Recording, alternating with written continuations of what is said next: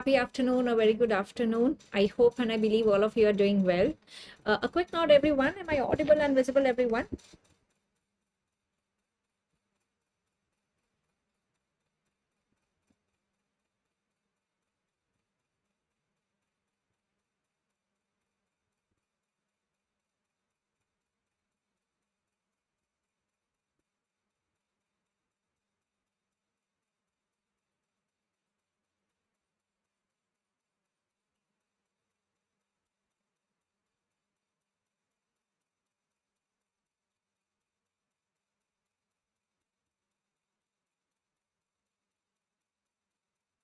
Okay, that's great. I can see I'm audible and visible. Thank you so much. So first of all, apologies for the delay, guys. Like I said, some things are beyond our control. My little one had to wake up and I was about to start the class, not in my hands. So, but hopefully we shall be able to do this session now. So let's dive into LRR radiology session, a session which is going to be very, very insightful and helpful for your last minute revision of radiology. Right, so we will try to cover the most frequently asked questions and images in radiology, help you understand the black and white of radiology, that even if you get an image beyond this in your exam, you are able to decode that new image in the exam. Right, so let's start with it, everyone. Okay, that's great. So I want the live chat to be very interactive because that is what keeps us boosted and motivated as well. And if you have any queries, please put it in the live chat again so that I will address it as well. So we will do it system wise. So first we will have a look at the various investigations. How do you identify them? Then emergency radiology, very important images. Then we'll go system wise, the neuro, the thoracic, the abdomen radiology, musculoskeletal, OBGY, nuclear medicine, radiotherapy, right? Quite a lot to be covered. And absolutely, is this only for INI-CET? No, irrespective of what exam you're preparing for, and if you want a quick revision of radiology, this is going to be helpful for everybody. Okay, whether it's FMG, NEET PG, or INI-CET. So let's start with identifying the investigations first. So look at the two images that I have put in here, image A and image B. Tell me whether both are CT, both are MRI. A is CT, B is MRI. What is it? Yes?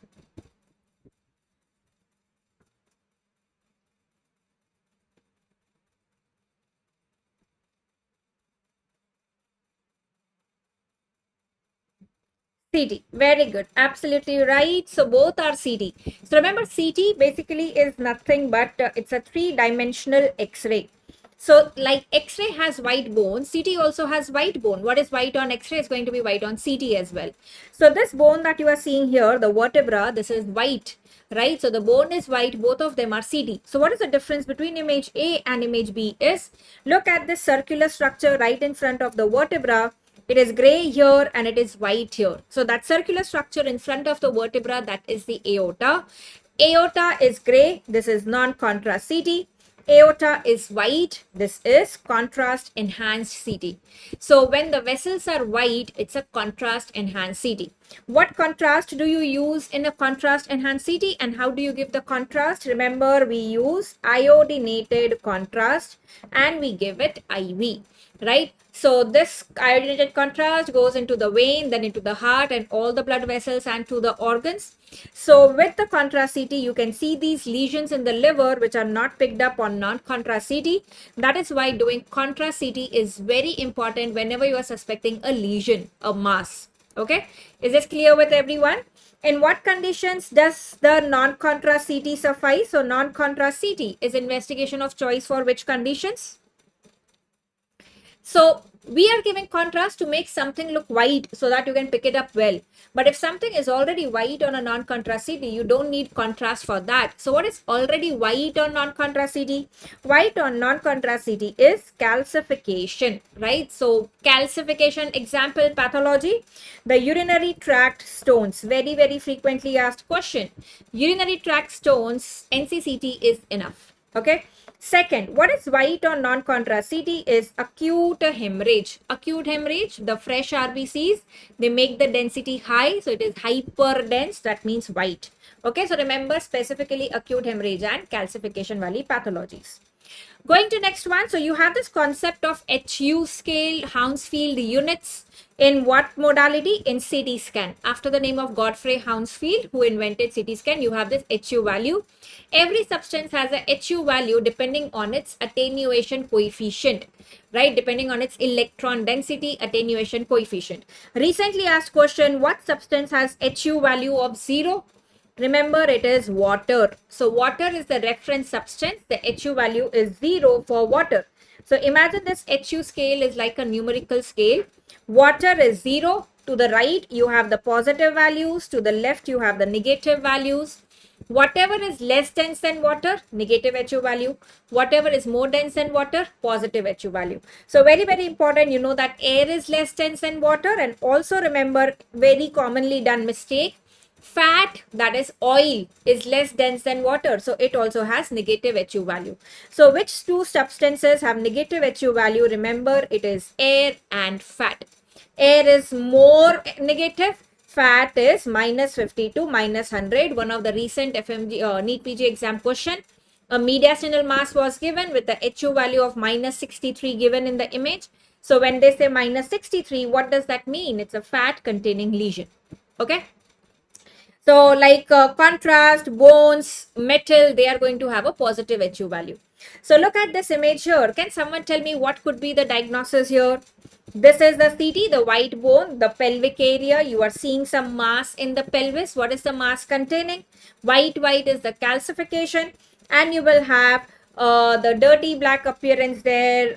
There is the fat as well. So when you have a pelvic lesion, ovarian lesion with fat plus calcification both present together, what ovarian tumor is it? Ovarian teratoma, dermoid. Remember, it has fat also, it has calcification also. AML ये kidney वाला lesion नहीं है, right?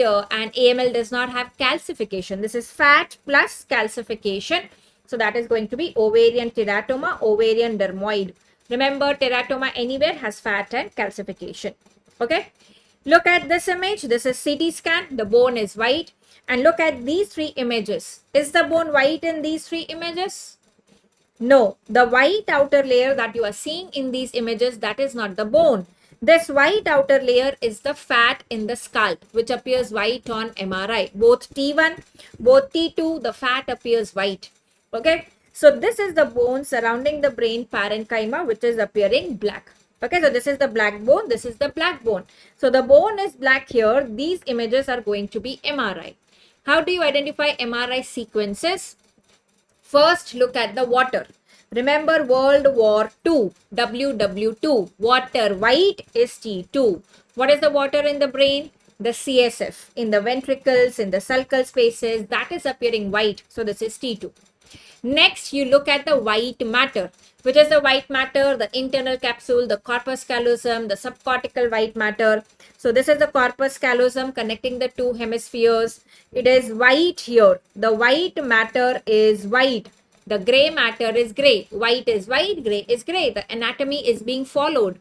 So remember, anatomy, your first year MBBS subject. So anatomy followed is T1. Okay, so when the white matter is white, look at these images. The white matter is black. The white matter is black. Here only in T1, the white matter is white. Look at the flare image. So flare is all black. White matter also black and water also black. The white matter is also black and the water is also black. That is what is a flare sequence. Is this clear with everyone? So T2, World War II, water white. T1, one anatomy, white matter white. Flare is all black. Okay, is this clear with everyone? Tell me what MRI sequence is this, guys? What MRI sequence is this?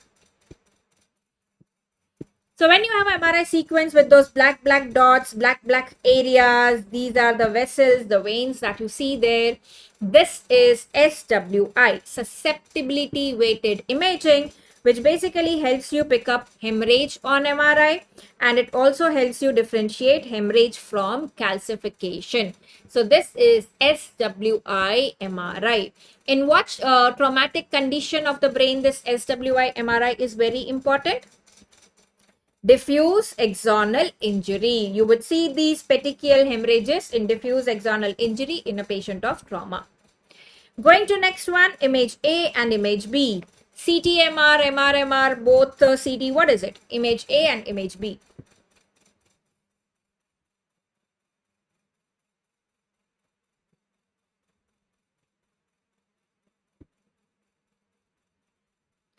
Image A, is it CT or MR? Yes?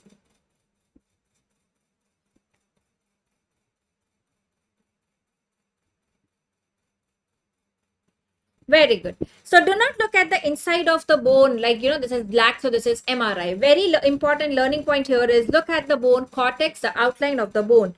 If the bone cortex, this is the bone cortex which is white, this is going to be CT. This is the lining, the bone cortex which is black, this is going to be MRI. So look at the bone cortex, not at the bone marrow to identify it is CT or MRI. Very, very important lesson here to be remembered. Okay, look at how in MRI you can see the soft tissues very well, the muscles, the ligaments. So remember, for soft tissues, MRI is the investigation of choice. Ligaments, nerves, cartilage, all these are better seen on MRI. Okay. Going to next one, identify these images, image A, image B, and image C. What is a common thing that you see here? This is the kidney pelvis, the kidney pelvis, you have the ureter and the bladder that you can see here. The difference is, this is the X-ray image and this one is a CT image, right? The bone is white, this is CT, this is X-ray.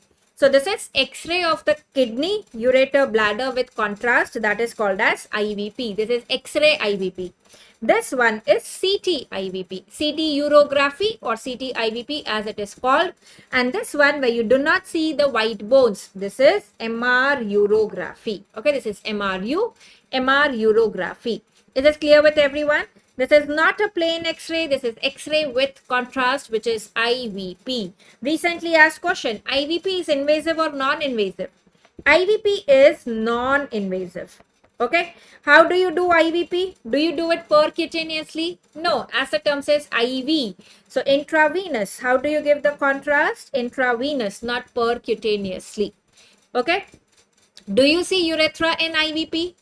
No, it is KUB X-ray, kidney, ureter, bladder. Important. Remember, urethra is not seen in KUB X-ray or this IVP. Okay, urethra will not be seen. Clear with everyone? Going to next one. First, identify this image, the first image. What is it? Yes, image A, image B, and image C. What is it?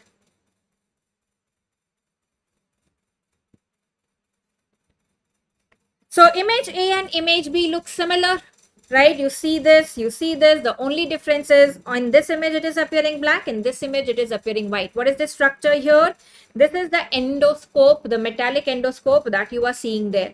So both these images, remember, these are ERCP. The learning point here, the dye studies, the contrast X-rays, they are done in fluoroscopy, a video X-ray, where you can have the image appearing black or the image appearing white. This holds true for any contrast X-ray, be it a barium study, be it a HSG, right, or be it ERCP. So this is the endoscope and this is the CBD that you are seeing here, right? So remember, this is ERCP, while this one here is MRCP without any endoscope. The endoscope is not seen here. This is the CBD here and this is the pancreatic duct here. This is MRCP. Okay. Is the out of ERCP and MRCP, which is therapeutic? ERCP is therapeutic. You are going into the duct. So if there is any stone, you can remove it in ERCP. ERCP is more invasive. MRCP is non-invasive. Okay. What sequence of MRI do you do for MRCP? T2 weighted imaging. Why? Because T2, water is white. So this bile, pancreatic juice, the fluid is going to appear white on T2 weighted MRI. Okay, clear with everyone? So remember, MRCP is the investigation of choice for bile duct. The first investigation you do is MRCP, not ERCP, because ERCP is invasive and has complications. Next one, identify this investigation here. What investigation is this?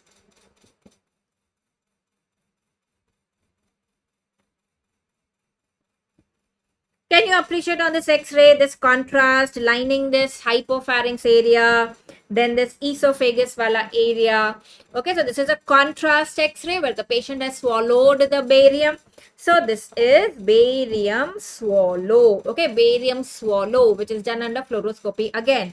Recently asked question. Remember in barium swallow, these two structures that you are seeing here. The lower one, the more pointed one, this is the pyriform sinus. The upper one related to the base of the tongue, that is going to be vallecula. Okay. So remember the pyriform is the lower pointed one. That is the pyriform sinus that has been asked in recent exam. Recent exam question again. What investigation is this? Looks like an ultrasound image with a lot of concentric rings. Okay, there are a lot of concentric rings. Those are the walls in the gut. So this is endoscopic ultrasound. Okay, this is EUS, endoscopic ultrasound. To the endoscope, you have the ultrasound probe attached and it helps you see the layers, the walls of the esophagus very well. This is endoscopic ultrasound. It helps you evaluate the depth of the tumor, that is the T staging of the carcinoma esophagus very well. Okay, the depth of the lesion, the T staging is what it helps you to identify. This is endoscopic ultrasound. Next one, recent INI-CET exam question. Look at the two images. So is it a X-ray difficography, CT difficography, MR difficography? Easy. What do you see in the background? This is the X-ray image. If it was CT, the visibility would have been better. This is X-ray difficogram. Okay, where you give the contrast through the rectum, you ask the patient to strain, to defecate, and you are looking for rectal prolapse. So this is X-ray difficography. So think logically and tell me this one is going to be what difficogram? Look at the bones. Okay, look at these vertebrae. How are they? The bones are not white, they are black. So this is going to be MR difficogram and this one is going to be X-ray difficogram. Okay, X-ray diffico and MR difficogram. Okay, do not get confused. Look at the bones. Going to next one. What is this investigation? In the background, you see the white bones, but this is not black and white, not a routine CT. So this is a CT with orange color that you can see. So orange CT is a PET CT, which is commonly done for cancer staging, right? So out of that PET, that comes under nuclear medicine. What radioisotope is commonly used in PET scan? Remember, the most common PET is the FDG PET. Out of that, F18 is the most common radioisotope. Deoxyglucose is the ligand. So basically, PET is dependent on the more glucose uptake by cancer cells. What is that effect called as? Warburg effect. So which modality is dependent on Warburg effect? It is PET scan. Okay, so the radioisotope is F18. What is this image here? This is the plain black and white ultrasound, which is B mode of ultrasound. And when you have this orange colored ultrasound image, what is this? An ultrasound image which is orange is not PET ultrasound. Okay, it is a contrast enhanced ultrasound. It's a contrast ultrasound. What is the contrast used in ultrasound? It is micro bubbles of SF6 gas. So how is it excreted from the body? Gas excreted by the lungs. Okay, so is it safe in renal failure? Yes. Recent exam question. What contrast is safe in renal failure? The ultrasound contrast. Is this clear with everyone? Give me a quick thumbs up. Also, please let me know if everybody is understanding. The speed is good. Can we go a bit more fast or a bit slow? Please let me know about that as well.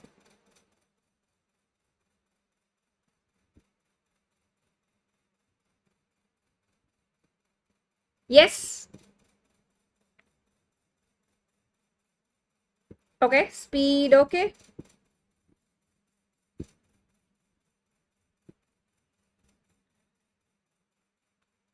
Great. Same speed. Okay. Look at these images, ultrasound images with color that you see. There is some color scale which is given. Okay. So the first image that you see here is the Doppler, which gives you this waveform, which is the blood flow ka waveform, right? And in Doppler, basically this will be the blood flow velocity in centimeters per second. That is what you will have in the color scale. Okay. Now look at this image. This image which you are seeing, first of all, have a look at this image. Even this has been asked in the exam. This is ultrasound of what area, guys? Anybody? What organ is being imaged here on ultrasound?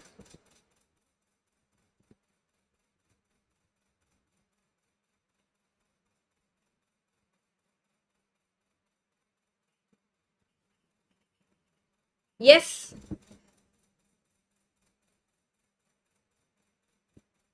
No, this is not the ovary. So what you are seeing here, basically this one is the trachea. The air in the trachea is what is giving this shadow. Air also gives shadow, a bad conductor of sound. So this is the trachea, and what do you have in front of the trachea? What organ? That is the thyroid, the isthmus of the thyroid and the lobes of the thyroid on either side. So this is ultrasound of thyroid. Okay, thyroid, very good, Shubs. So this is thyroid. You have nodule in the thyroid, and look at this colorful image for that. Let's see if it works. So if you look at the scale very well, this is not centimeters per second. What is mentioned on the scale is kPa, kilopascal. That is the unit for the strain. So this ultrasound modality, this is called as elastography. You know, where you try to give pressure with the ultrasound probe and you see that whether that lesion is soft or hard. So that is elastography, how much elastic or how much fibrotic that lesion is. So please remember, this is going to be your ultrasound elastography. kPa would be mentioned here. So learning lesson, not all colorful ultrasound images are Doppler images. Okay. Look at this one. What investigation is this? The bones are white. So definitely it's a CT. Is it a routine CT that you are seeing? Or is there something else? Look at the CT and look at the CSF containing spaces, the sulcal spaces. The CSF is appearing white. Normally, the CSF should appear dark because it is gray, right? Now, what is this? This is not a routine CT-PNS. The CSF is appearing white. So when you have a CT scan with the white CSF, this is a CT cysternogram. CT cysternography, CT cysternogram, which is basically done for CSF leak. Okay, like CSF rhinorrhea, CSF otorrhea. So this is CT cysternography. In contrast enhanced CT, medhead, remember, it is not the CSF which becomes white. It is the vessels which become white. Okay, not the CSF. So this is CT cysternography, not a plain CT PNS or a plain CT brain. So that completes the most important investigations that are frequently asked and have been asked in the past as well. A quick thumbs up if everybody is clear with all the investigations that we have discussed. We'll go on to the next very, very important part in radiology, that is radio anatomy. Okay. Now, this has been asked in the recent INI-CET exam, CT anatomy for the temporal bone. Okay. So look at this one. What are these? What are these here? The black air cells there. The jet black on CT is air. So these are the mastoid air cells. Okay, these are the mastoid air cells, right? And here what you see is the bone. Okay, can you appreciate this ice cream cone appearance? That ice cream cone appearance there in the middle ear is the joint between the malleus and incus. The incudomalleal joint has this normal ice cream cone appearance. So that is the middle ear wala part. And look at this one. This is the area of the cochlea that you are seeing here, the turns of the cochlea. Okay, so what goes towards the cochlea, the canal which goes towards the cochlea, that is going to be what canal? The canal which goes towards the cochlea, that is going to be internal auditory canal. Recently asked question. What you see here, this is the horizontal or the lateral semicircular canal. Okay, the horizontal or the lateral semicircular canal that you are seeing there. Is it clear with everyone? Okay, look at this one. Look at this one. I think I need to clear some space before we can go ahead. So this one here going towards the cochlea will be the internal auditory canal, and behind the internal auditory canal related to this vestibule is going to be the vestibular aqueduct. Okay, that is the vestibular aqueduct which is enlarged in this patient. Normally it is not that prominent. And can anybody tell me what is this canal here? Which canal is this here? Right, related to this petrous temporal bone. What artery will go here? The internal carotid artery. So that is the carotid canal. Okay, the carotid canal which will go towards the cavernous sinus. Okay, petrous bone से फिर cavernous sinus के यहाँ जाएगी. So this is the carotid canal. Is this clear with everyone? So we have identified basically internal auditory canal, vestibular aqueduct, and the carotid canal. Very, very important. Going to next one. First on this one, tell me what is this structure in the midline in the brain, which has this what appearance? Just give me a minute. Let me try to clear some space. Just a minute.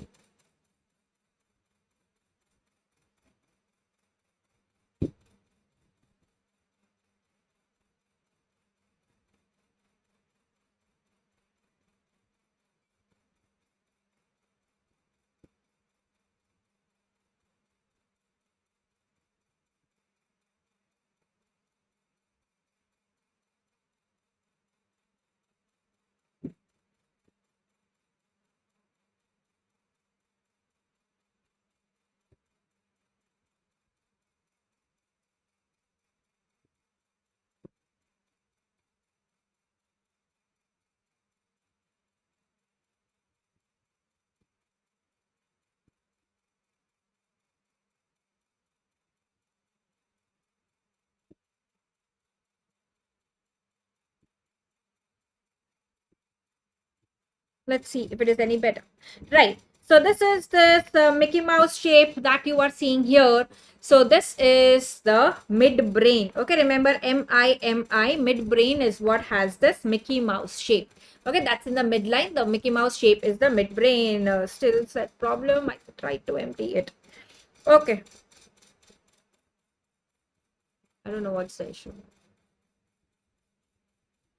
Let's have a look at this image. Very, very important. Sagittal image of the brain. What is this structure? Has been asked in previous NEET PG exam. This is the cerebellum that you are seeing there. Okay. What is this structure here? The brain stem. The stem of the brain stem. In that, the uppermost one is the midbrain. Then you have the pons and then you have the medulla. What is this in between the pons and the cerebellum? The triangular structure there. Number 5, what is that triangular structure in between pons and cerebellum? That is the fourth ventricle. Okay, that's the fourth ventricle. What is this white matter here? This is the corpus callosum. And what is this white matter below the corpus callosum? Even this has been asked in your exam previously. What is that one there? That is the fornix. Okay, that's the fornix. Another recent anatomy question. So this area between this corpus callosum and fornix, this is the area of the lateral ventricle. You will have septum pellucidum separating the two lateral ventricles. This will be the lateral ventricle, then the third ventricle, aqueduct of Sylvius going into the fourth ventricle. Okay. What is related to the third ventricle here? Number 11 will be thalamus. What is this round structure in front of midbrain? This is MB in front of MB, mammillary body. What is this one here? This is the pituitary gland. Okay, the stalk of the pituitary, and this is the pituitary gland. What is this black air containing sinus related to the pituitary gland? This is going to be sphenoid sinus, right? We go transsphenoidal surgery for pituitary lesions. The sphenoid is close to the pituitary. Is this clear with everyone? This anatomy, very, very important. Okay, going to the next one. So my iPad is giving issue, guys. We'll have to wait and solve this. Just give me a minute.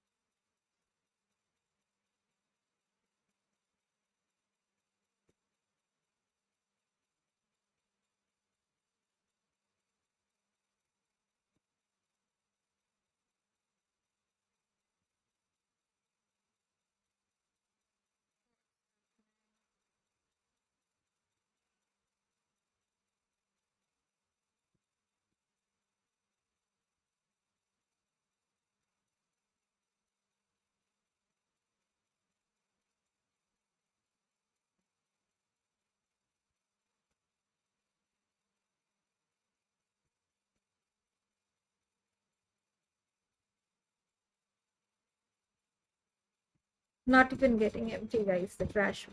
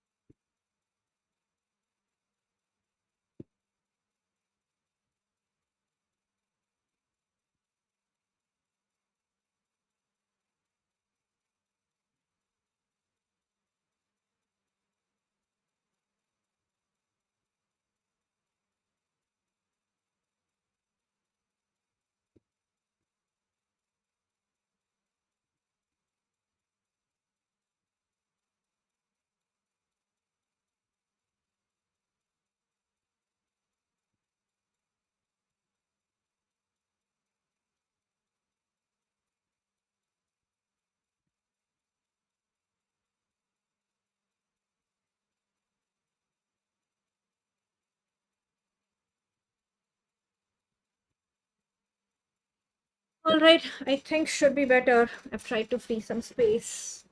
Let's see.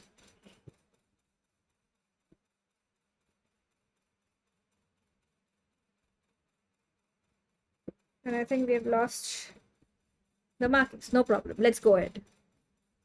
Okay, tell me, going on to the next image, what are we seeing here? The mediastinal vessels, identify the structures, 1, 2, 3, what are these structures here?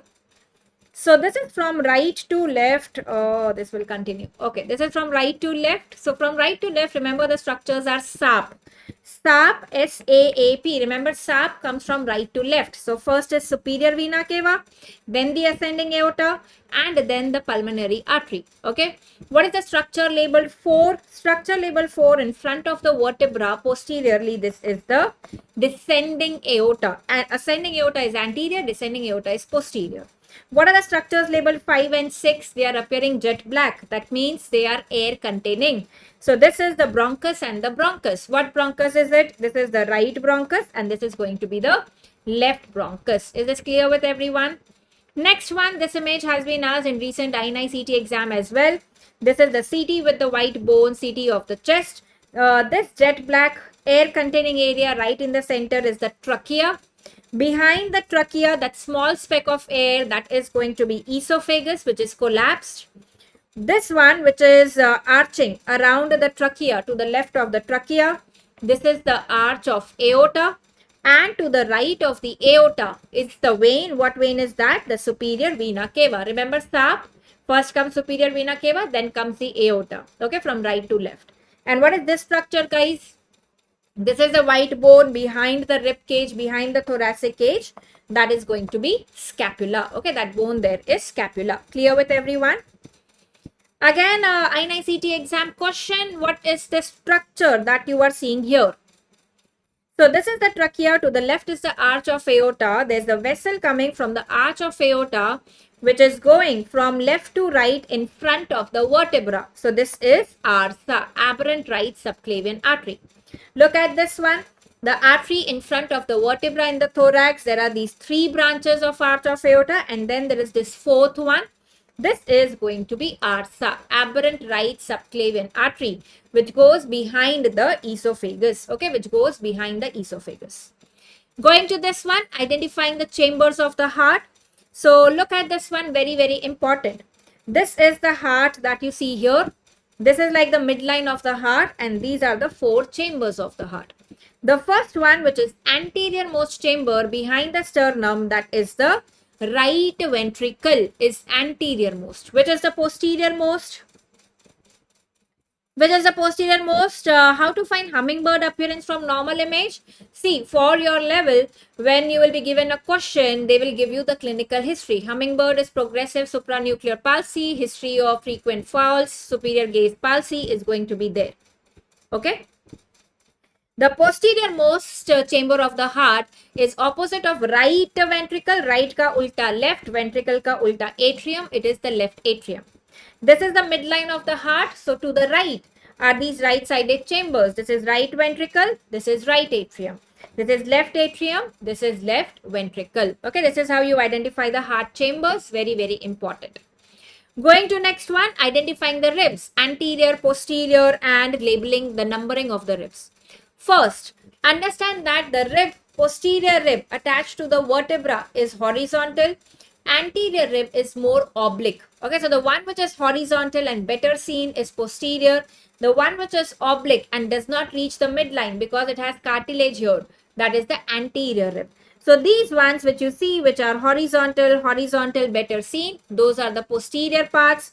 And the ones which are these oblique ones, these are the anterior ends of the ribs.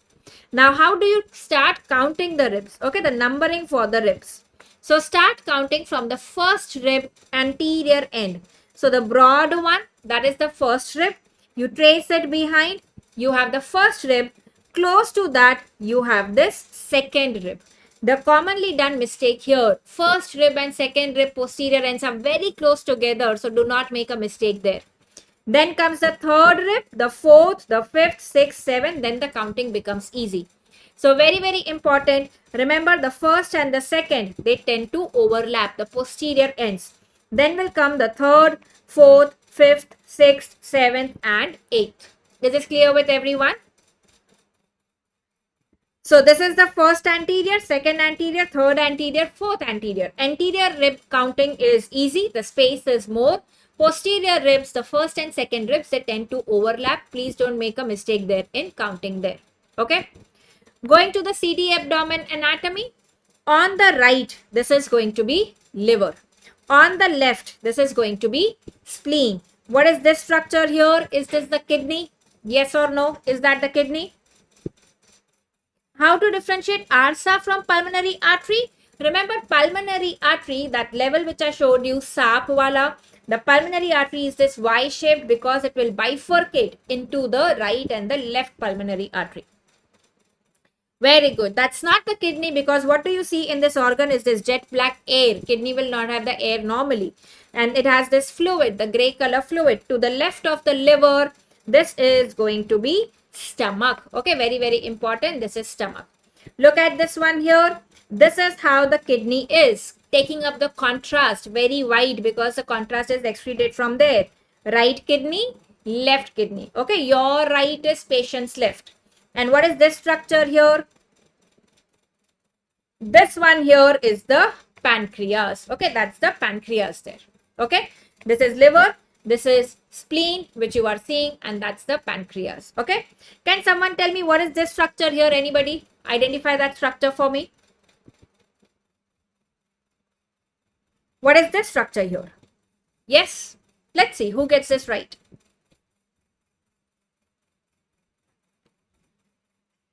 Very good. Amazing. Prasad, Lakshay, very good. That's not the gallbladder.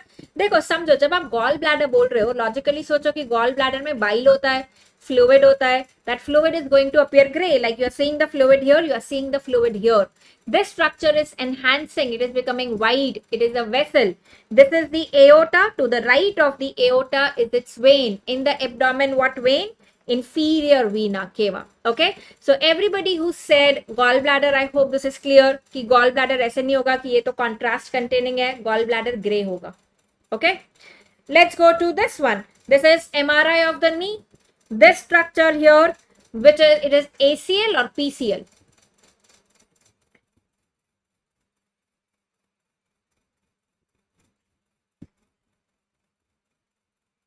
After this image, guys, I'll take a 2 minutes break and try to resolve the memory issue because time and again it is coming. So we'll take a 2 minutes break after this. This is ACL, anterior जो insert कर रहा है tibia पे, this is the patella. So patella is anterior, so this is the anterior and this is the posterior end. तो जो आगे की तरफ जा रहा है this is going to be ACL, जो पीछे की तरफ है that is going to be PCL. Okay, that is PCL, posterior cruciate ligament. And what are these structures here? The triangle appearing once in the MRI knee, that is the meniscus. Okay, that is the meniscus. Okay, clear with everyone? So ACL, PCL, meniscus, this has been asked in the exam as well. So we'll take a 2 minutes break and I'll try to resolve this memory issue because otherwise I'm losing the annotations as well. Okay, so we'll resume back in 2 minutes, guys.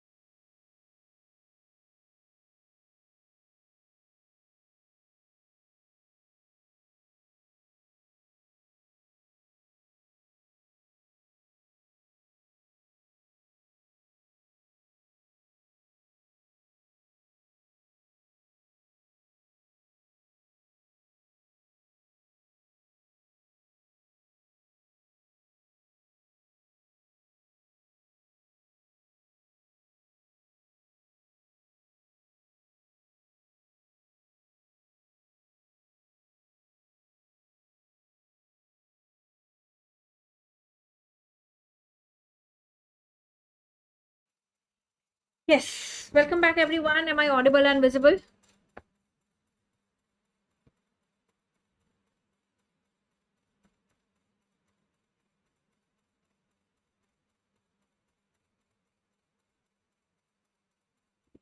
Okay. right? So because of that memory issue, we have lost some annotations also in the recent slides, but I hope now it is fine. So starting with the next one, which is emergency radiology, very, very important. Image A and image B, both of these are CT scan. Tell me what is the pathology, what is the diagnosis in image A and what is the diagnosis in image B. So in the image A, if you see this pathology, you will call it hypodense. Hypo means dark. It is darker than the surrounding brain parenchyma that you see here. While this pathology here is hyperdense. Why it is hyperdense as compared to the rest of the brain parenchyma? So this one is an infarct. Please remember, infarct is hypodense. And this one here is acute hemorrhage, which is hyperdense. Okay, clear with everyone? Infarct is hypodense and hemorrhage is hyperdense. Very, very important. Okay? What is the first investigation that you do in a patient of stroke? So you have a patient with neurological deficit. The first investigation you will do is non-contrast CT. But if the question is what is the most sensitive for acute infarct? The most sensitive for acute infarct is MRI. What sequence in MRI? DWI. Okay, DWI MRI is the most sensitive for acute infarct. Going to the hemorrhages in the CT brain, very, very important. Image A, B and C. So this one which you have, which is this biconvex shape, lentiform shape, this is going to be EDH. This one which is concave or crescent or sickle shape. Okay, remember S for S, sickle shape is STH. And this one which you see in the sulcal spaces in the cisterns where there should have been CSF, it has been replaced by blood. That is going to be subarachnoid hemorrhage. Remember, in the subarachnoid space, generally we have CSF that has been replaced by blood. So this is subarachnoid hemorrhage. Is this clear with everyone? Remember, subarachnoid hemorrhage, the patient will have thunderclap headache, very bad headache, and there can be neck stiffness as well, okay, because of the blood irritation. Clear with everyone? EDH, SDH and SAH. What is this one here? Look at these tiny, tiny petechial hemorrhages in a patient of trauma in SWI MRI, these tiny, tiny petechial hemorrhages. This is diffuse axonal injury. Classically, the history will be a patient of road traffic accident with worsening or poor GCS. And in majority of the cases, the CT scan can be normal. Therefore, the investigation of choice is MRI. What sequence? SWI MRI to see this petechial hemorrhages. Okay. Going to next one. This is the Mount Fuji. This is the Mount Fuji sign. Right. Look at like this Mount Fuji. You have this jet black accumulation of air.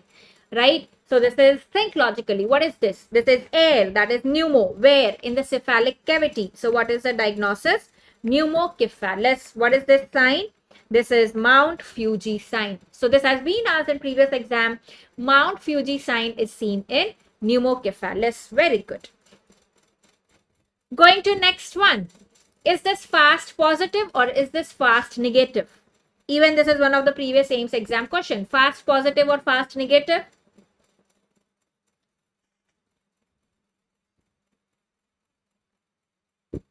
So when I say this fast positive or negative, fast is basically done to look for presence of free fluid. If the free fluid is present, that is fast positive. So look at this black that you see, the black on ultrasound. What is black on ultrasound? Is it air? Is it fluid? Black on ultrasound is fluid. So if the fluid is present, it is fast positive. Okay, so what will you do next? What will you do next if the fast is positive? If the patient is stable, you have time to do detailed evaluation. So you will go for CT. But if the patient is unstable, you don't have time. So you will directly go for surgery, exploratory laparotomy. Okay. Now what is fast and what is E-fast? When I say it is E-fast, E is extended fast, which has been extended to include the evaluation of the thoracic cavity for pneumothorax for hemothorax. So when the thorax is also included, it is E-fast. Otherwise in fast, you have these 4 areas. Okay. So in pneumothorax, what sign do you get in pneumothorax in the E-fast? The M mode of ultrasound that you are seeing here. Remember, pneumothorax patients are barred from going to seashore. Barred, that is barcode sign. Normal people can go to seashore, so that is normal is seashore, but pneumothorax patients are barred from going to seashore. So to identify the barcode sign, seashore sign, look at the lower half of the image, not the upper half. The upper half is same in both, flat lines. If the lower half is granular like this, it is seashore. If the lower half is flat lines like this, it is barcode. Okay. So barcode sign, pneumothorax. Normal is seashore. Going to this one. Can somebody tell me the diagnosis in this X-ray image? What are you seeing in this X-ray image? Anyone?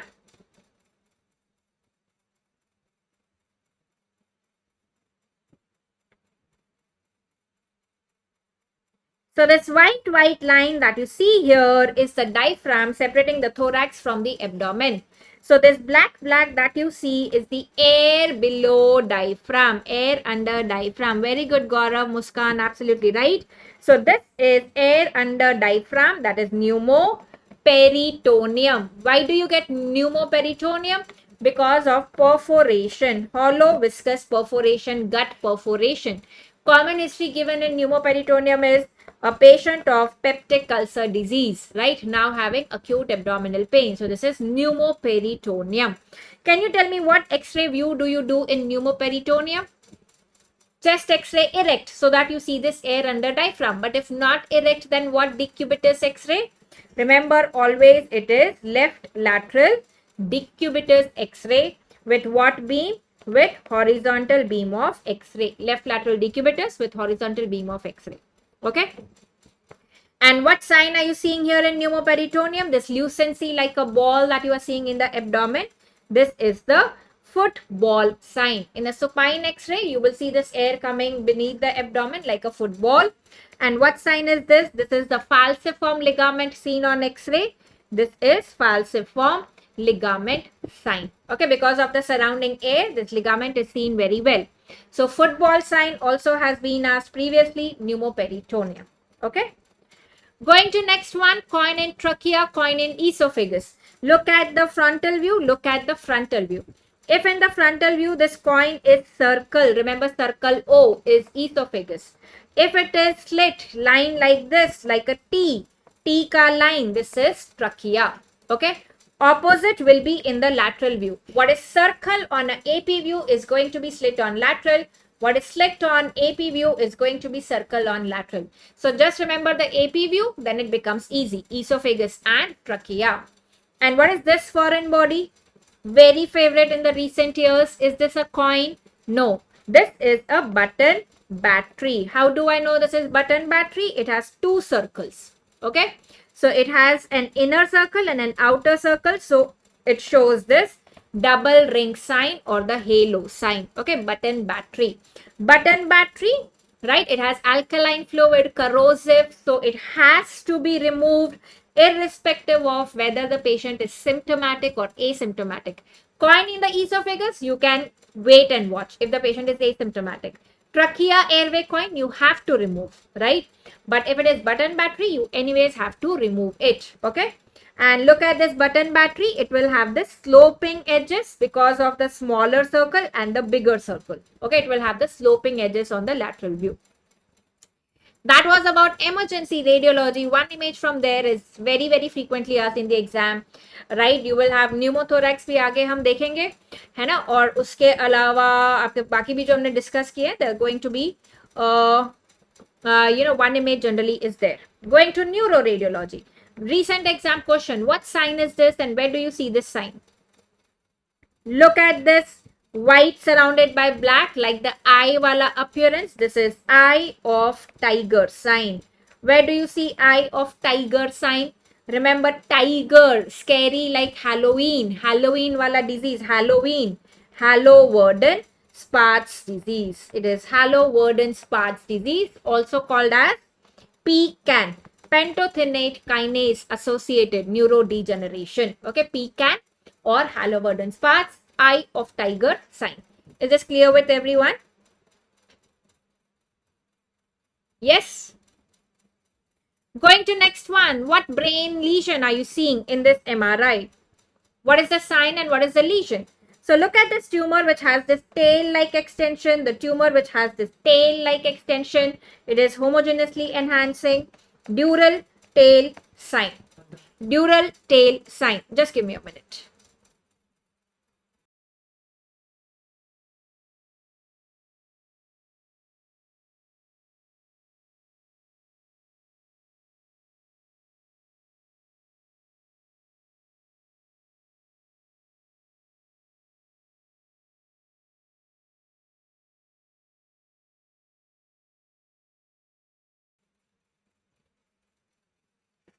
Right. So dural tail, remember dura is meninges. Okay. So you remember it as dural tail sign. Dura is meninges. It is seen in meningioma. Okay. This is dural tail sign. This is meningioma that you are seeing here. Okay. Clear with everyone? Look at this. First of all, tell me that what is this investigation?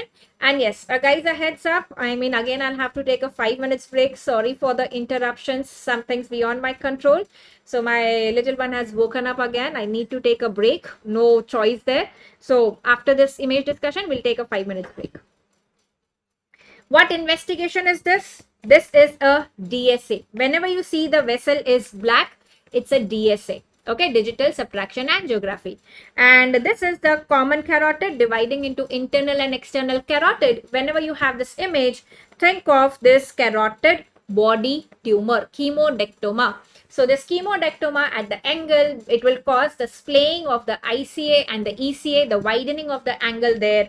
That appearance is called as Liar sign. Okay, what is the sign? The sign is called as Liar sign in carotid body tumor, a recently asked question. Okay, a recently asked question. Right. So a break again, guys. I shall be back in 5 to 10 minutes and we'll continue with the rest. Till then, you can keep revising your stuff or do some quick MCQ solving. Please don't waste your time. Okay, I'll see you again.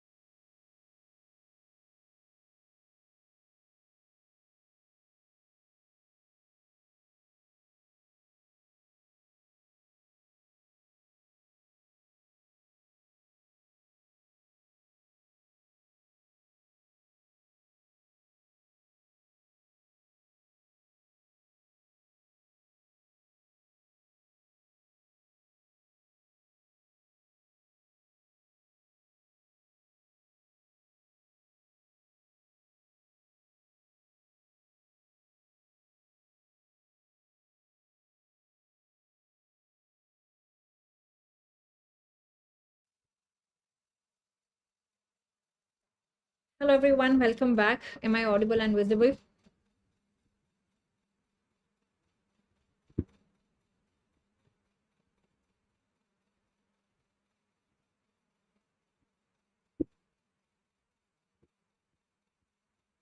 All right, great. I hope you've revised some stuff in the break that we had. Right, like I said, beyond my control. Had to take that break. But here we are back again. Let's start discussing the rest of it. So what is the diagnosis in this case? Now, this is a spotter image where you see a lesion which is dark like the CSF, which tells you that it is water containing. That means it is cystic lesion. And you can appreciate that white dot inside the cyst. So whenever you have in the brain the cystic lesion with a dot inside, so cyst with dot. So that is the scolex of neurocysticercosis inside that cyst. It is going to be neurocysticercosis. When you do a contrast scan in neurocysticercosis, what kind of enhancement do you get? It also is a ring enhancing lesion like tuberculoma. So what helps you to differentiate tuberculoma from neurocysticercosis? Remember, you have MR spectroscopy. Okay, we'll see this ahead. So this image is what is MR spectroscopy, where you have a graph along with the MRI image. The MR spectroscopy gives you the graph of what the chemical substances in that area, right? So this is the maximum peak that you are seeing in this lesion. Towards the right side of the graph, you have this peak.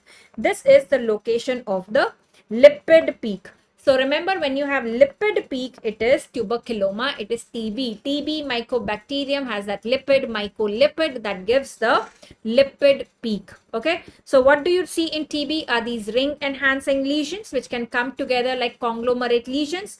TB can also lead to TB meningitis, and then this hydrocephalus, the dilated ventricles. And all these which you are seeing, these are the meninges which are thick and enhancing, telling you this is meningitis. Okay. Remember, in TB of the brain, the important clue is a lot of basal exudates are present. The sample, the CSF sample, can give cobweb coagulum appearance, a cobweb appearance. That is going to be TB. Is that clear with everyone? Yes. Correct, right? So this is going to be TB. Going to next one, this is caput succedaneum, or is it cephal hematoma? So this lesion is localized to one side. It is not crossing the midline, okay? And it has this calcified wall as well. So this is going to be, which is not crossing, is on one side. This is going to be cephal hematoma. Okay, cephal hematoma is something which stays for a longer duration, and that is why it can cause jaundice as well. So this is going to be there for longer duration, few weeks, 1 month, and the presence of jaundice is more, while caput succedaneum, it crosses the midline and it goes off within 1 to 2 days. This is cephal hematoma. Okay, not caput. Okay, caput crosses the midline and it goes off within 1 to 2 days. Going to thoracic radiology, first give me a quick thumbs up if this is clear with everyone so far. Yes. So recent exam question, tell me what is the diagnosis in this case, just based on the image. What do you see and what is the diagnosis?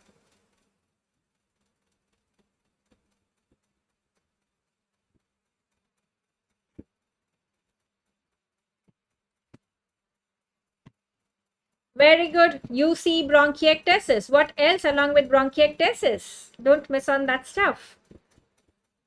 What else along with bronchiectasis? So all these are the dilated black air containing bronchi which are dilated. But look at the heart. Look at the heart, right?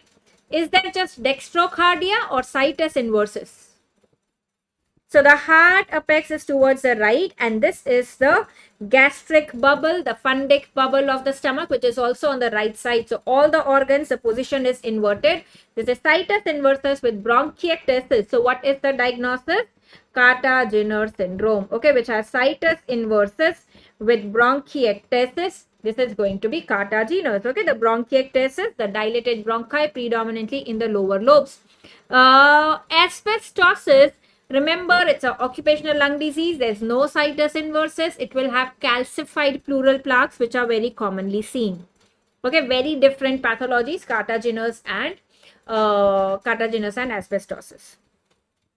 Coming to whiteout hemithorax, you can see this whiteout, this whiteout, this whiteout. So the three important causes that you should know for whiteout hemithorax. What are the three important causes? Consolidation, pleural effusion, and collapse. How do you differentiate them? Based on the mediastinal shift, tracheal shift. So pleural effusion, water accumulating, needs space. It will push the trachea to the opposite side. So out of the image A, B, and C, which is pleural effusion, which is causing the tracheal shift to the opposite side. So look at this one. The trachea is getting pushed to opposite side. So opposite side shift. This is going to be pleural effusion. Collapse will cause same side shift. It will pull the structures towards itself. So which is the collapse out of A and C? So look at this black air containing trachea here. Rather than being in the midline here, it has gone towards the side of the collapse of the whiteout. So this is going to be collapse, same side shift. Consolidation, the volume remains the same. There is no shift in consolidation. The trachea is in the midline. Okay, so that is going to be consolidation. Plus what sign do you see in consolidation? If you can appreciate in this image, through that whiteout, can you see the black bronchi going, branching there, the black bronchi? That is the air bronchogram sign. Okay, the air bronchogram sign is present in consolidation. So consolidation, collapse, and pleural effusion, very, very important causes of whiteout hemithorax. Going to next one, the pleural pathologies, pneumothorax, pleural effusion, and hydropneumothorax. Okay, out of this, which one will appear black, absolutely black? Air containing pneumothorax. Pleural effusion, water containing more dense, it will appear white on X-ray. Pleural effusion versus hydropneumothorax. How do you differentiate? Right? Remember, if it's a curve like this, the fluid level is a curve, then it is going to be pleural effusion. Okay, pleural effusion, the curve is called as Ellis curve. If the fluid level is horizontal, like you see here, it is horizontal, H for H, it is hydropneumothorax. Hydropneumo, it has air and fluid both. So air fluid level is horizontal. So it is going to be air fluid level is always horizontal, hydropneumothorax. Okay, and look at this image. In this image, if you see the left side of the hemithorax, it is appearing more black and there are no vascular markings there. Okay. So this is the collapsed lung and surrounding that is the black air, which is pneumothorax, and this white is the collapsed lung. So pneumothorax is black without vascular markings. Is this clear with everyone? Pleural effusion, hydropneumothorax, and pneumothorax. Okay. What sign are you seeing here in this image and what is the diagnosis? Look at the black air. What is the appearance of the black air here? Look at this air. The air is like a crescent, moon shaped. So that is air crescent sign, moon shape, monad sign. Okay, air crescent or monad sign is seen in aspergilloma, the fungal ball. So in a pre-existing cavity, so you have history of like TB patient who has a cavity, usme the fungal ball comes and the remaining air becomes like a crescent. So in the cavity, there is a ball which comes and sits inside the cavity. So the remaining air which is there, it is shaped like a crescent. So that is the air crescent sign, aspergilloma. Okay, the fungal ball. Going to next one. What sign is shown here? This is the white opacity. And through that, can you appreciate the black lines? Those are the bronchi. So through the white lung, you can see the black bronchi going. That is air bronchogram sign. Okay, so it is seen when the lung becomes white, because if the lung becomes white, through that the black bronchi will be seen. Normal lung is black, through that the black bronchi are not having any contrast. So white lung makes this bronchi appear prominent. So that is the air bronchogram sign, which is seen when the lung parenchyma becomes white. So this is going to be seen only in intraparenchymal pathologies, not in extraparenchymal pathology. So will it be seen in pleural effusion? No, because pleural effusion is outside the lung parenchyma. Will it be seen in mediastinal mass? No, even that is outside the lung parenchyma. Okay, it will be seen in any cause of consolidation like pneumonia, pulmonary edema, pulmonary hemorrhage, hyaline membrane disease, wherever the lung is becoming white and the bronchi are also patent. Okay. This is not tree in bud. This is air bronchogram. Tree in bud, you will see in the lung, there will be those nodules. Okay, the white nodules that will be seen. This is black air containing bronchi. So do not confuse air bronchogram with tree in bud. Tree in bud is the nodules, the white nodules. Going to Silhouette sign. So if an opacity is obscuring the right heart border and the left heart border, what lobar pathology is it? So this is the Silhouette sign, which helps you localize the pathology. So if the opacity is obscuring the right heart border, it is right middle lobe pathology. If the opacity is obscuring the left heart border, you do not have left middle lobe. So that is the lingula. So that is the lingular pathology. Okay. Clear with everyone? Right? A previous exam question. This is what lobar pathology? Classically in a lateral chest x-ray, overlying the heart, when you see a pathology which has triangular wedge shape like this overlying the heart, it is classical what lobar pathology? This is right middle lobe pathology. Okay, right middle lobe collapse appears like this. It is between the two fissures of the right lung. Okay, between the horizontal fissure and oblique fissure, you have the middle lobe. So classically, this is right middle lobe pathology on lateral x-ray. Please remember this Potter image. What do you think is the diagnosis in this one? What are you seeing in the image? In the bilateral hilar region, these rounded opacities in the hilar region, these are hilar lymph nodes. So whenever you have bilateral hilar lymph node, very, very important keyword, that is sarcoidosis. Never ever forget that. As soon as you see bilateral hilar lymph node, think of sarcoidosis. Very, very important. Now, is this sarcoidosis?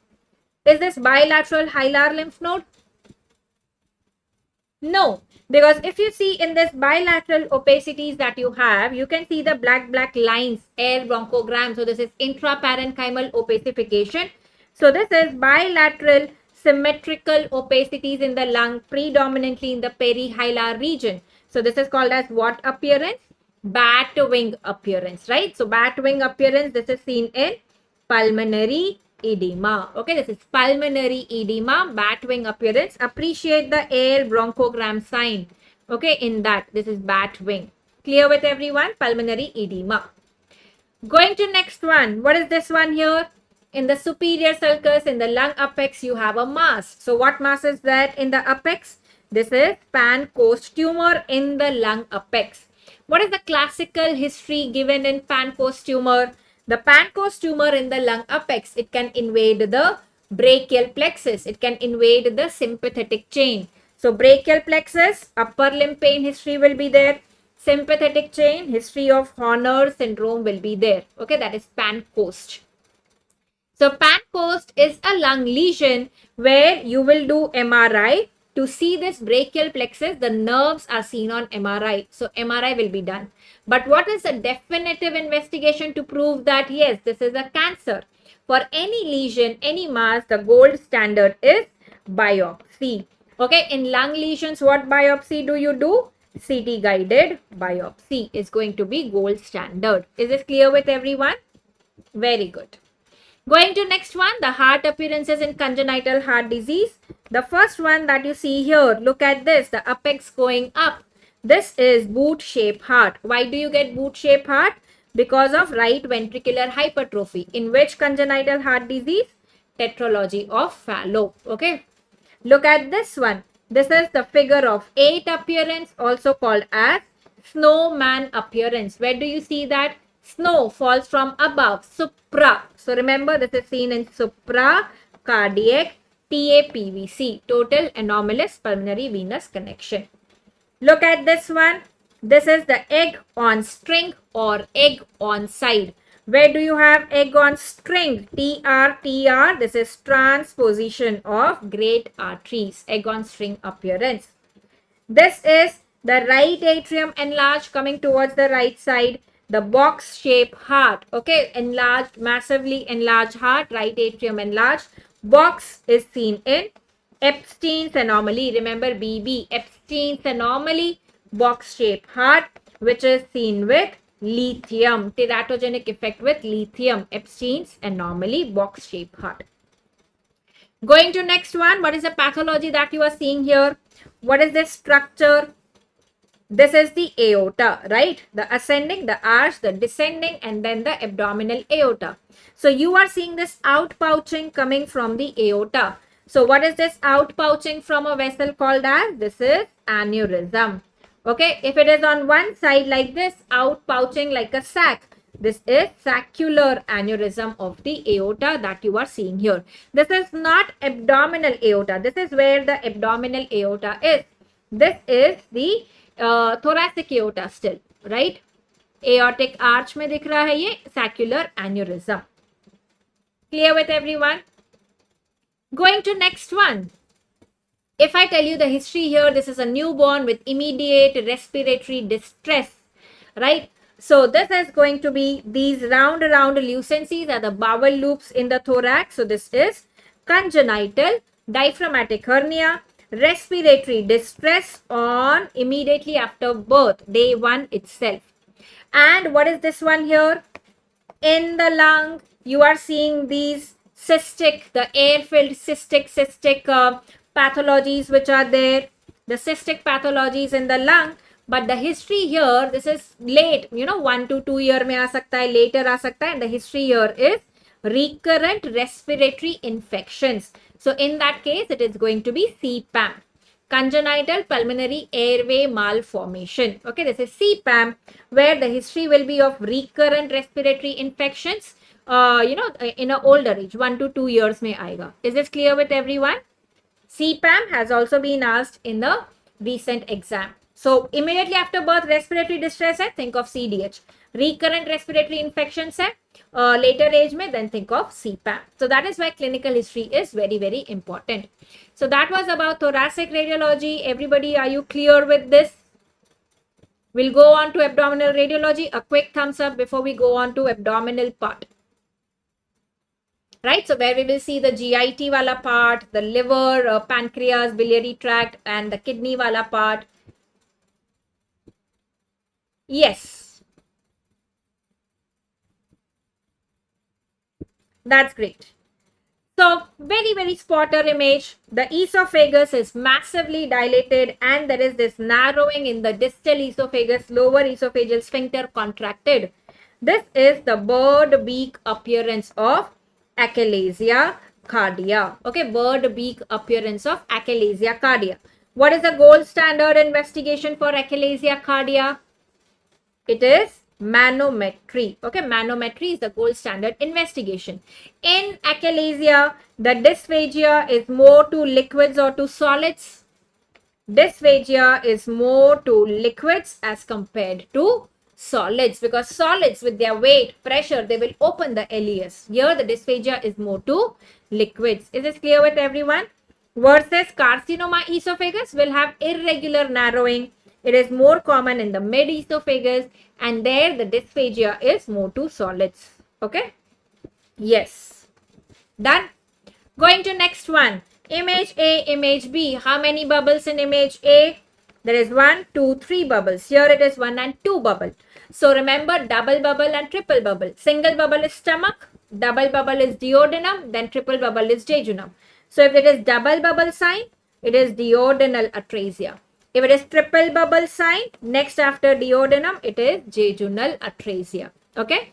So triple bubble is jejunum and double bubble is duodenal atresia. Clear with everyone? Next. If this is non-bilious vomiting in a 4-week-old child, what are you thinking of? Hypertrophic pyloric stenosis. So this is the stomach ka part and this is the pylorus which is elongated and this is the muscle layer of the pylorus which is hypertrophied. Okay. So the pylorus which is elongated with thickened muscle, and if you take a cross section, you will see this thickened muscle surrounding the inner lumen of the pylorus. So that gives the target sign or donut sign. Okay, so what is the investigation of choice for CHPS? Remember, it is ultrasound. Important question. Why? Because there is no radiation and you can measure the thickness also. The thickness should be more than 4 millimeters of the muscle layer on one side to say that it is hypertrophic pyloric stenosis. Clear with everyone? So USG is the investigation of choice. Classical image, what is this sign here? What sign is this? This is the coffee bean sign, coffee bean appearance of sigmoid volvulus. Okay, coffee bean sign of sigmoid volvulus. Okay, there are 3 lines which are converging here, coffee bean, sigmoid volvulus. Next one, look at first this barium enema. What is the sign that you are seeing here in the barium enema? This barium has stopped here. The barium coming up has stopped here like a claw. Okay, so what is this sign? Claw sign, which is seen in intersusception in barium enema. On cross-sectional imaging, ultrasound and CT, what do you see? Inner bowel, outer bowel. So again, it is the target sign in intersusception. Okay, so claw sign, intersusception.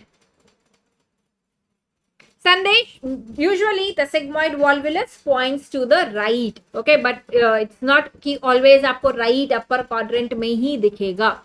If you see coffee bean sign, it's definitely a sigmoid volvulus. Okay, and what is a very important history in intersusception? The passage of red currant jelly stools. Okay, so that basically means red is the blood, currant jelly is the mucus. So blood and mucus in the stools. Okay, that is going to be intersusception. Next one, gallbladder pathologies. Previous INI-CET exam question. What is the image showing? So this black fluid containing gallbladder having a fold like this.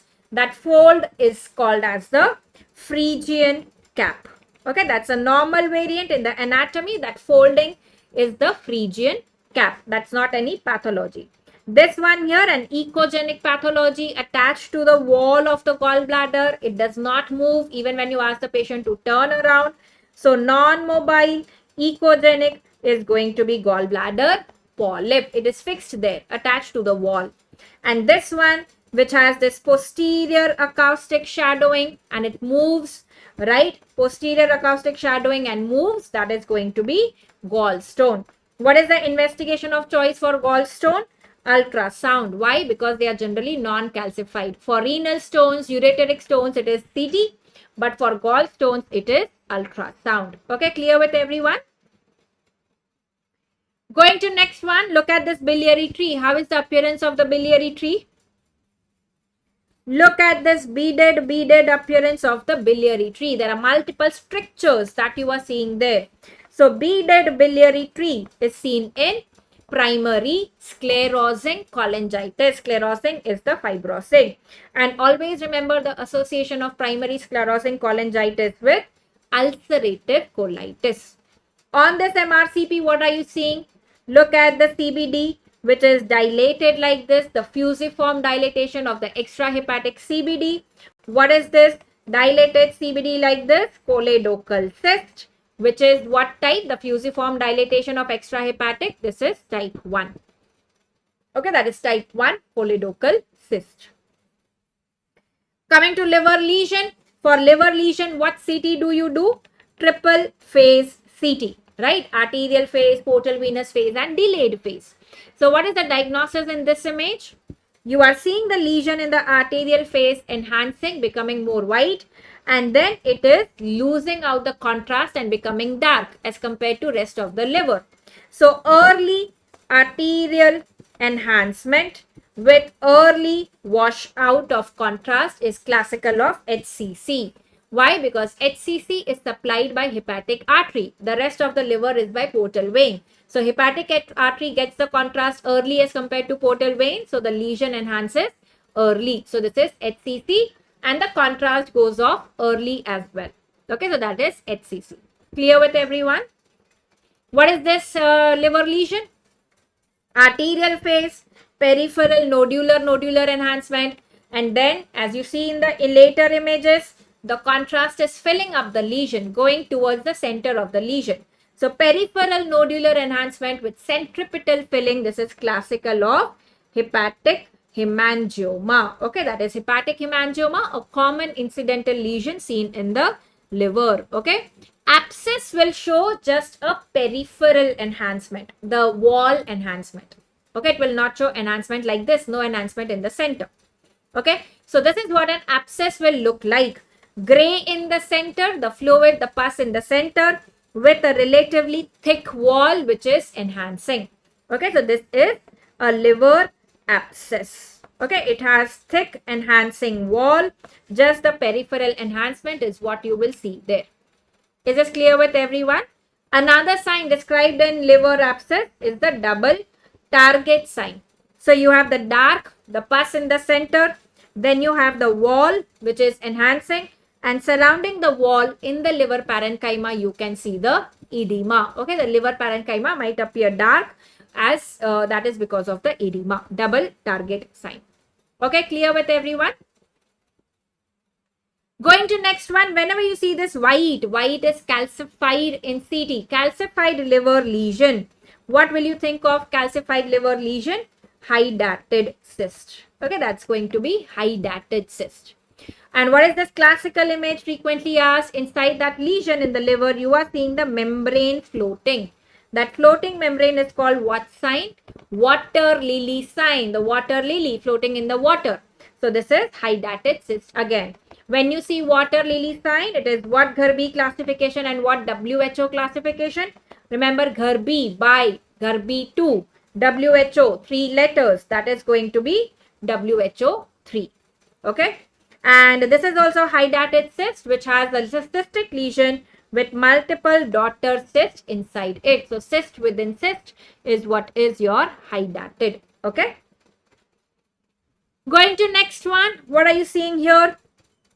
Recently asked image. Can you appreciate some white calcification?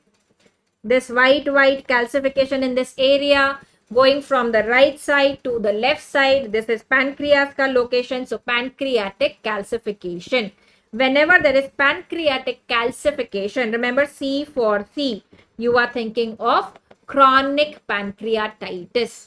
How is the pancreatic size in chronic pancreatitis? Any chronic inflammation, the organ has fibrosis, so shrinkage. So how is the pancreas going to be? Atrophic pancreas with calcification. That is what you are seeing here. Look at the white calcification. And how is the pancreatic duct?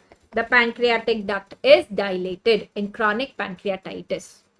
Look at this one. Have a look at the pancreas here. What has happened to the pancreas here? More bulky, edematous, right? It is having the dark areas as well. So bulky pancreas, edematous pancreas is what pancreatitis? Acute pancreatitis. Acute inflammation, the organ becomes bulky because of the fluid, the edema coming in, right? It has the surrounding fluid also present. Acute inflammation has presence of fluid. Okay. Look at this one. What will be this in a patient of acute pancreatitis? Homogeneous gray fluid wala lesion with a wall around it. This is pseudocyst. Okay, this is pseudocyst asked previously. Pseudocyst is the term after 4 weeks. Okay, in non-necrotizing pancreatitis, that is pseudocyst. Okay. Going to next one. What investigation is this? What is the appearance and what is the diagnosis?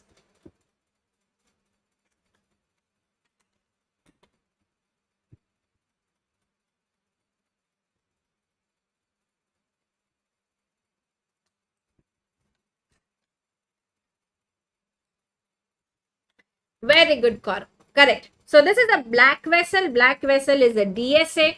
And look at the appearance of the vessel. Again, this beaded appearance of the vessel. So the beaded appearance of vessel on DSA, what is the diagnosis? FMD, fibromuscular dysplasia. Like you have fibrosis in primary sclerosing cholangitis giving beaded appearance. Fibrosis type here in the vessel is fibromuscular dysplasia, which has this beaded appearance of vessel. Going to next one. What is this investigation? You can see this is IVP, contrast in the kidney ureter. And what is this sign? The dilated ureter at the insertion, the cobra head or adder head appearance. Very, very important. So what is the diagnosis? Ureterocele. The ureter is dilated. Seal is pouch-like dilatation at the insertion. Cobra head, adder head appearance, ureterocele. Okay. Next one. What are the renal lesions that you are seeing here?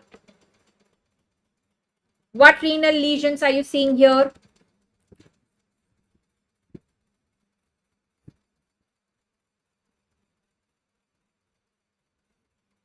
Yes.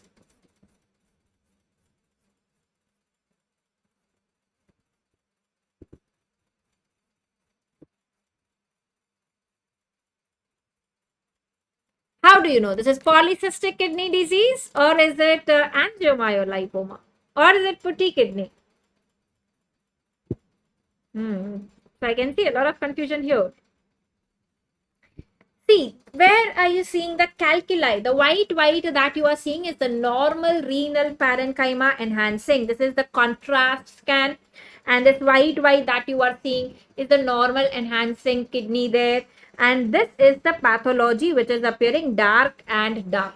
Okay. This is not like gray. Cyst होकर होता तो वैसा gray color दिखता. This is black but not jet black, dirty black appearance. Okay, these are the black areas, the black areas in the kidneys, and they have this dirty black appearance, not even gray appearance. Dirty black on CT is fat, jet black is air. So these are fat containing lesions in the kidney, which is angiomyolipoma. Lipoma contains fat. Look at this in MRI. How is it appearing on T1 weighted MRI? White on T1. White on T1, remember, is fat. जैसे हमने देखा था scalp fat, white on T1, T2 पे भी white होता है. T1 white कुछ चीजें होती है, उसमें से fat एक है, याद रखना.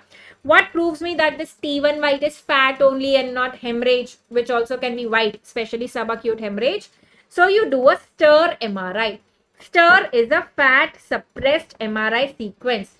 That means if it is fat and you do a stir sequence, that white on T1 will become dark on stir if it is fat. So look at the same area which was white on T1 that has become dark on stir. So that means it is fat. Okay, that proves that it is fat. So remember, stir MRI, fat suppressed sequence. So this proves that these are fat containing lesions. So this is angiomyolipoma. RCC does not have fat. RCC is more solid lesion. It might have necrotic areas, but not this fat wala. Okay, is this clear with everyone?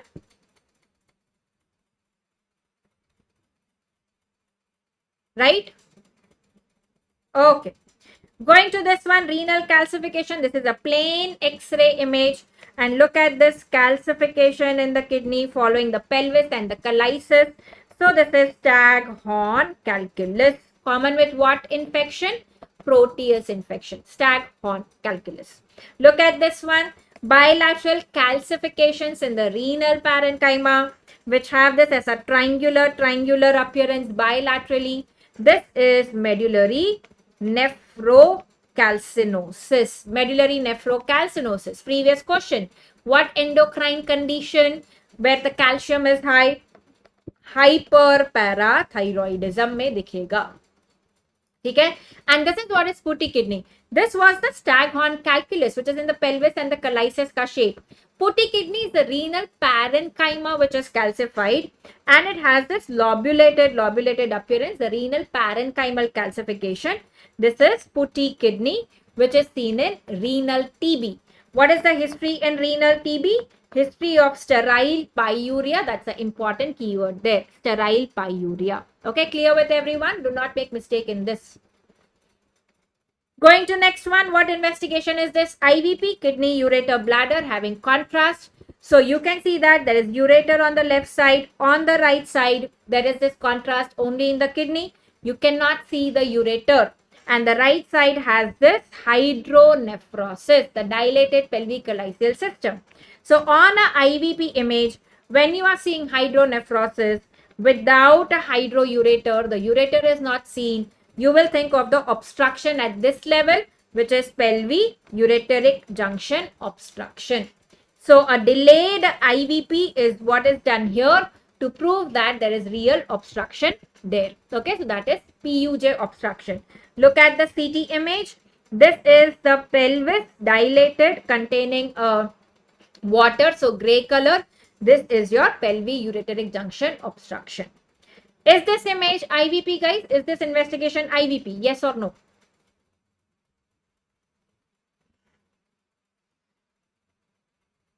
Is this IVP? Yes or no? No. Very good. Why this is not an IVP?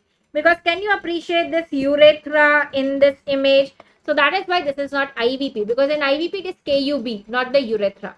So when you are seeing the urethra, you are seeing the bladder which is distended. What is the investigation? This is MCU, micturating cystourethrogram. The bladder and the urethra should be seen. But what else are you seeing in this image? The ureter is seen, the kidney is seen. So what is the diagnosis? So when the patient is micturating, you can see the contrast going into the ureter and the kidney. So what is the diagnosis? Vesico-ureteric reflux. The contrast, the urine is refluxing back. Okay. So what is the classical history in VUR? Is recurrent UTI in a child. Recurrent UTI in a child is what is the history that you have in VUR. The investigation of choice will be VCUG for VU, that is MCU, same thing. And that will be the investigation of choice. Is it clear with everyone? And what are you seeing in this image in this MCU? This is the urinary bladder. This is the posterior urethra dilated. What is this sign called as? Keyhole appearance. Okay, the bladder and the posterior urethra. So why is this dilated? Because of the valve present here. So that is posterior urethral valve. So again, for posterior urethral valve, investigation of choice is MCU, like VUR. Okay. Going to next one, can you see the two kidneys fused together in the midline? So what is it? This is horseshoe kidney. What do you see in IVP in horseshoe kidney? Look at this kidney going towards the midline, the kidney going towards the midline, trying to fuse with the other kidney, and they have their respective ureters. So what is this appearance called as? Flower vase appearance. Flower vase appearance, joining hands appearance. This is horseshoe kidney, which is fused at one pole only. Okay, horseshoe kidney. Joining hands, handshake appearance. So that was about the abdominal radiology. A quick thumbs up if that is clear. The most important images that we have seen. Next we'll go on to is musculoskeletal radiology.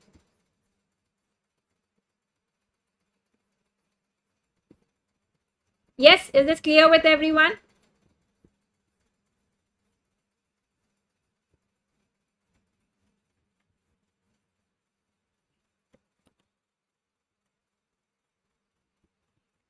Great. All right, let's go to musculoskeletal. Recent exam question. In this nuclear scan, the bone scan that you have, what sign are you seeing in the region of the sacrum? If you see, you can see this. यहाँ पे ये ऐसे pelvic bone दिख रहा है. तो sacrum वाले area में कौन सा sign दिख रहा है? You can see this H wala appearance, H for Honda sign. So where do you see this Honda sign? In sacral insufficiency fracture. Sacral insufficiency fracture is what gives this Honda sign. Okay, sacral agenesis nahi, sacral insufficiency fracture. Okay. Next one, very frequently asked, identify this bone. What bone is this arrow pointing to? How much is this going to be? Maybe next 20 minutes to 30 minutes, probably we should be able to finish this. बताओ ये कौन सी bone है? Very good. This is navicular. Okay, very frequently asked in tarsal bones. So this tarsal bone which you see here forming the ankle joint with the tibia, T के साथ आता है T. So remember this is talus. This bone forming the heel bone is the calcaneum. So talus, calcaneum. In front of talus, this bone here, nav shape is navicular. Okay, this is the navicular here. Okay, is this clear with everyone? Very important. What is the diagnosis in this image where you are seeing the phalanx? Instead of the flat surface, it has this concave surface because of the resorption. So what is this one here? There is the resorption which is occurring. Resorption is what? Endocrine condition. Hyperparathyroidism causes bone resorption. Subperiosteal resorption is present in hyperparathyroidism. It starts in the middle phalanx in the hands, right? So that is where it starts first. So this is hyperparathyroidism. Going to next one. What is the diagnosis here?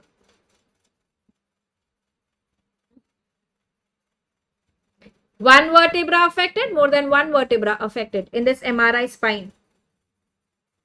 Right, so this is one vertebra with its posterior element, second vertebra with its posterior element. So two vertebra are affected with intervertebral disc affected. So this is when the intervertebral disc is affected, you think of TB spine, that is Pott's spine. It affects the intervertebral disc and the adjacent vertebra. Okay, so that is Pott's spine. Next one, involucrum, sequestrum. These are the terms you use for chronic osteomyelitis, where the patient has a discharging sinus. So the opening through which the bone fragments are coming out, what that is called as cloaca. Cloaca is the opening. Okay, the cloaca is the opening. The dead bone in the center, which is appearing more white, okay, that is the sequestrum. Sequestrum, dead bone sequestered inside. So remember, dead bone is the white dense, sequestrum is the dead bone. And involucrum is the adjacent periosteal reaction that you see, the sclerosing, the periosteal reaction, that is the involucrum. Okay, remember, dead bone appears dense, white on X-ray. Okay. Going to next one. What do you think is the diagnosis here and what sign are you seeing here? Can you appreciate this white line in the center? That white line in the center, that is the dagger sign, the ossification of the ligaments there, right? So that is ankylosing spondylitis, which ankylosing is fusing. Spondylitis is spica inflammation. So remember, it causes complete fusion of the spine, anterior also and posterior also. Where does it start? It starts in the SI joint. Okay, so the first thing you will see is sacroiliitis, and then there will be the fusion of the SI joint. Okay, the SI joint fusion. Early ankylosing spondylitis, early sacroiliitis, what investigation do you do? MRI, not X-ray or CT, because MRI picks up the bone marrow edema, early bone marrow edema, not the X-ray or the CT. So even this is a question asked. The sensitive investigation is MRI. Bone marrow edema is picked up on what sequence? Stir sequence. Okay, remember the fat suppress sequence, stir. Uspe edema will shine up. Okay, so that is stir MRI. Going to next one. What bone tumor is this one here?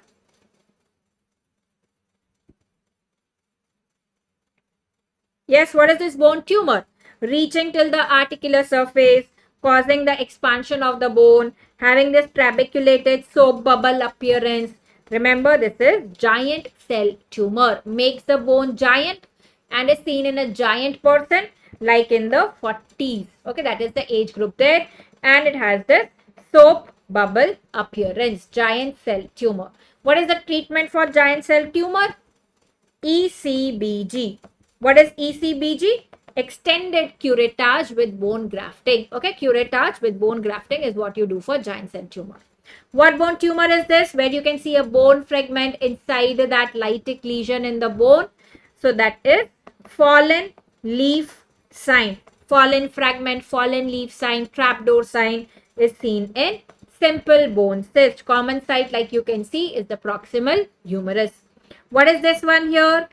Look at the sunburst pattern of the periosteal reaction, which is seen with osteosarcoma. Remember, sarcoma SS, it has sunburst pattern. The age group like is it 16 to 20 years. Around 16 to 20 years, sunburst appearance is osteosarcoma. Very good. Right, going to OBGY radiology. Tell me, like, most important image. What anomaly are you seeing here? Look at the brain, the skull. There is no skull present there. Okay, the white skull is not present. Anencephaly. Look at this one, the frog eye sign. Anencephaly, the brain tissue is not seen there.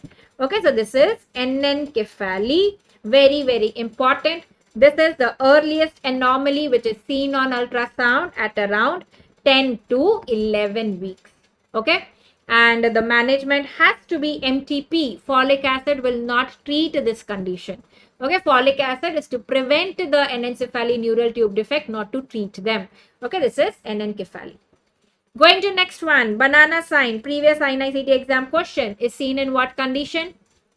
Banana sign is spina bifida. Okay, spina bifida, the herniating contents in the spine causing a pull on the brain structures also.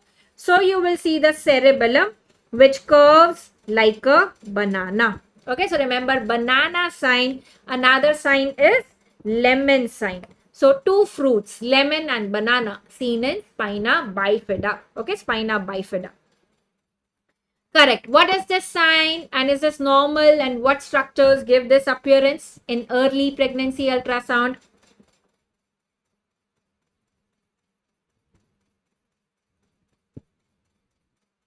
One circle, two circle. This is double bleb sign. One circle, two circle. Inside this outer one is the gestational sac, inside which everything grows. So remember, gestational sac does not contribute here.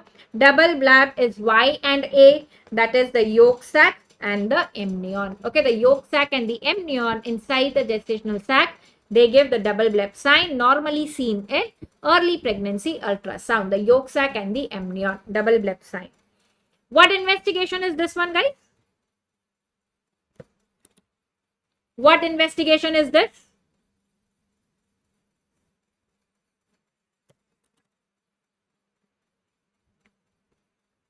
Yes. Very good. This is Doppler, a power Doppler where the vessel shows orange color. Okay, this is power Doppler.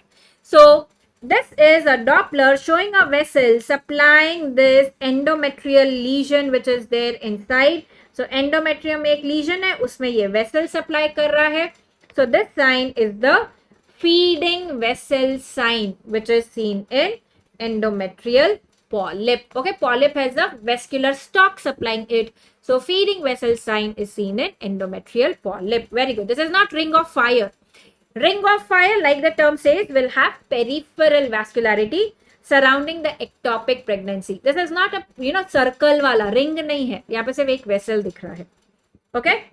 Going to nuclear medicine radiotherapy. Most important question in radiotherapy. LINAC. What does it produce?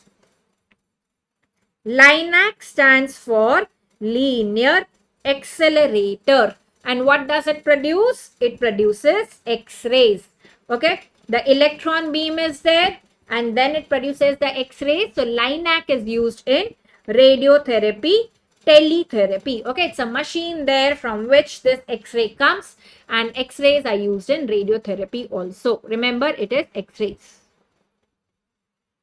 PET negative tumors. You know that PET scan is for cancers, but there are still some cancers tumors which can be PET negative, false negative. So which are those? Logically thinking, low grade tumors or high grade tumors?